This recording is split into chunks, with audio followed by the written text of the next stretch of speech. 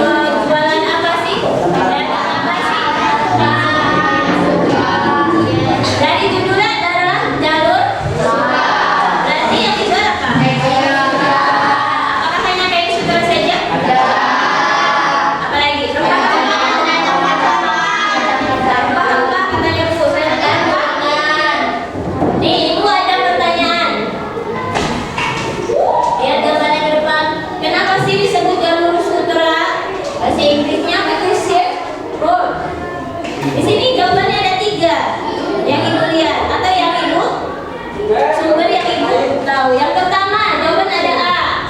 Karena jalan di jalur perdagangan tersebut sangat halus seperti sutra. Kalau jalur lautan halus tidak seperti sutra. Kalau di daratan jalannya halus tidak seperti sutra. Setuju atau tidak jawabannya? Tidak.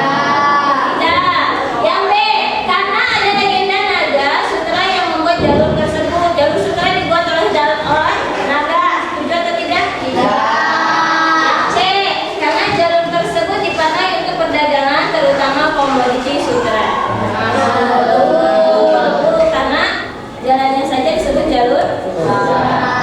Seperti yang kalian bilang tadi, tidak semuanya jalur sutra itu yang dijual adalah sutra, Bu. Ada ini kan? Nih, komoditi utama yang diperdagangkan di jalur sutra. Selain sutra, ada banyak barang-barang yang diperdagangkan di jalur sutra. Yaitu lihat paling bawah. Selain sutra ada teh, rempah-rempah, permata, porselen atau bahan keramik, kemenyan, kacang-kacangan dan lain-lain. Kalau untuk gambarnya kira-kira seperti ini. Ini yang warna-warni apa? Kain sutra. Pernah lihat kain sutra? Itu malah belum. Iya, ini sekarang lihat ya. Ini apa? Keramik. Kalau ini apa? Ada kacang-kacangan, ada teh. Lihat biji-bijian. Ini adalah beberapa barang yang diperjualbelikan di jalur sutra.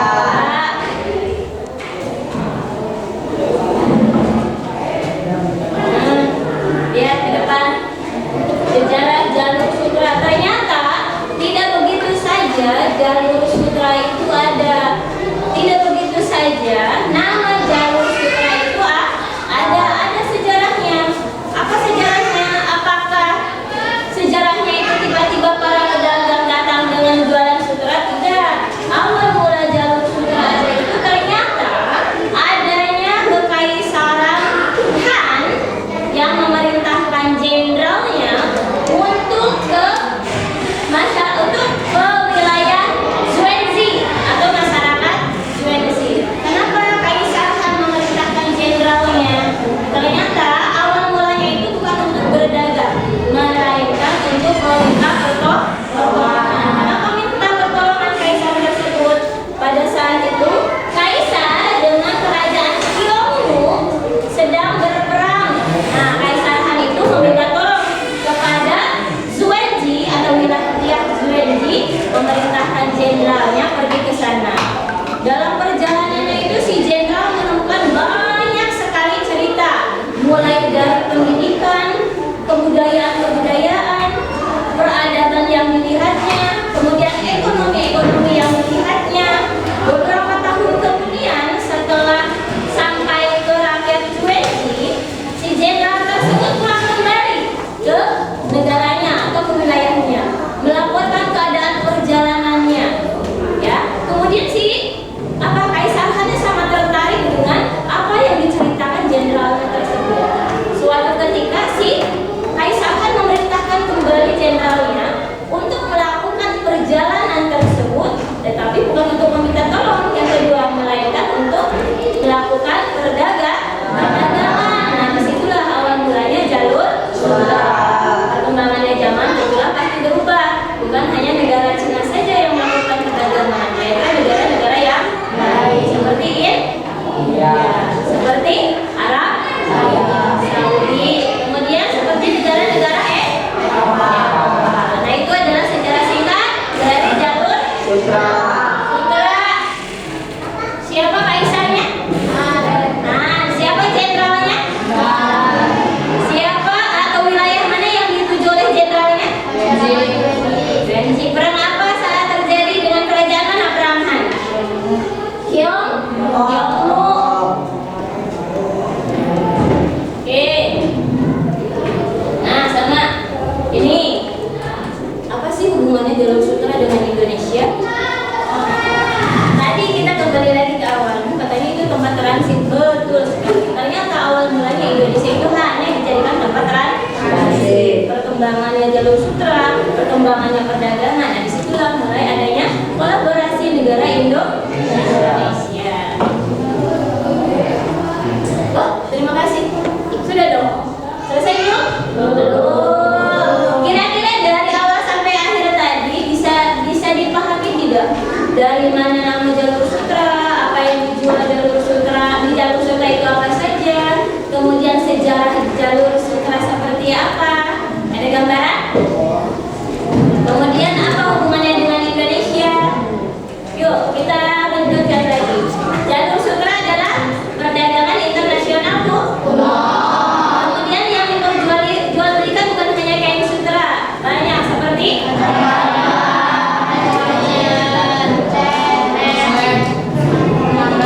permata dan biji-bijian, kemudian teh dan sebagainya. Sejarah singkatnya seperti apa? Adanya peperangan antara Kaisar Han dan Yongnu. Kaisar Han memerintahkan jenderalnya untuk ke wilayah Xuanji untuk meminta pertolongan. Di perjalanan kedua barulah diperintahkan untuk melakukan perjalanan perdagangan. Itu sejarah singkatnya. Oke, itu materi yang Ibu jelaskan tadi. Di sini Ibu mau kita bagi kelompok. Sebetulnya udah ya, ada dua kelompok yang Ibu bentuk, kelompok yang awal dan kelompok yang akhir. Kelompok awal anggotanya kan beda-beda. Kelompok yang kedua pun anggotanya berbeda-beda. Dan yang sekarang Ibu ambil adalah kelompok yang dibentuk kedua kali karena ini yang masih baru.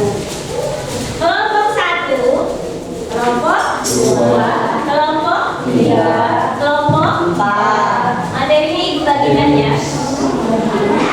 Satu, 2, ambil teh. 3. Sebetulnya materi bacaan yang Ibu kasih itu sama halnya dengan yang sudah Ibu jelaskan di depan. Cuman yang materi yang Ibu berikan sekarang ke kalian itu lebih lengkap. Silahkan dipahami, dibaca bersama-sama. Kemudian di sini ada tugasnya. Tuh lihat, siswa dibagi menjadi 4 atau 5 kelompok. Sudah dibagi?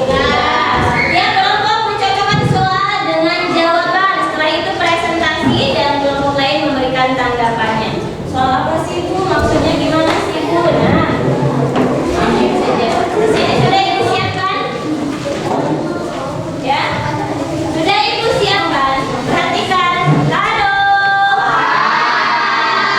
Contohnya ini kelompok 1. Di sini sudah ada 20 lembar kertas yang Ibu sobek-sobek. Ada 10 pertanyaan, ada 10 jawaban. Tugasnya masing-masing kelompok serahkan mencocokkan mana pertanyaan dan mana jawaban. Pertanyaan ditandai dengan tanda tanya.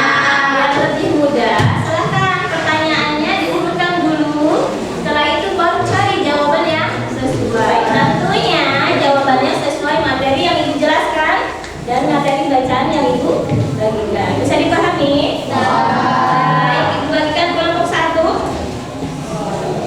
Nih, misalnya Ibu kasih 2 ya Mas ya. Ibu udah siapkan kertasnya. Kelompok 2, kelompok 3, kelompok 4 ambil. Kasih ya Teh.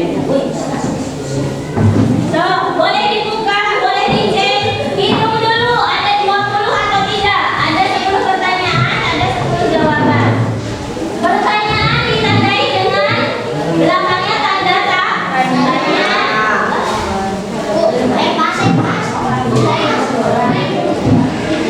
Halo. Lihat ke depan. Nanti silakan si soal tersebut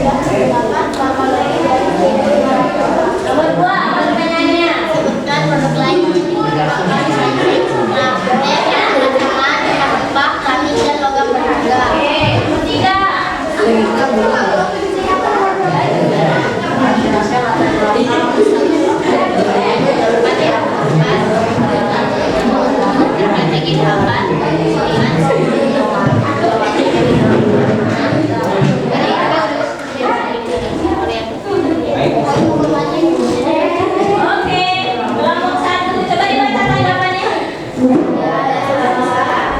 Tanggapan dari kelompok yang lain, memang tidak ada yang salah. Yang ini.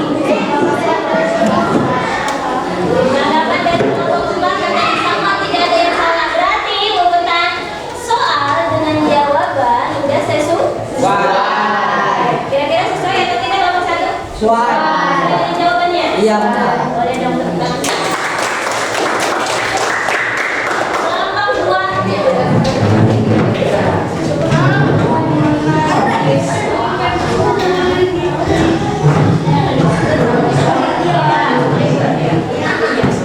Assalamualaikum warahmatullahi wabarakatuh.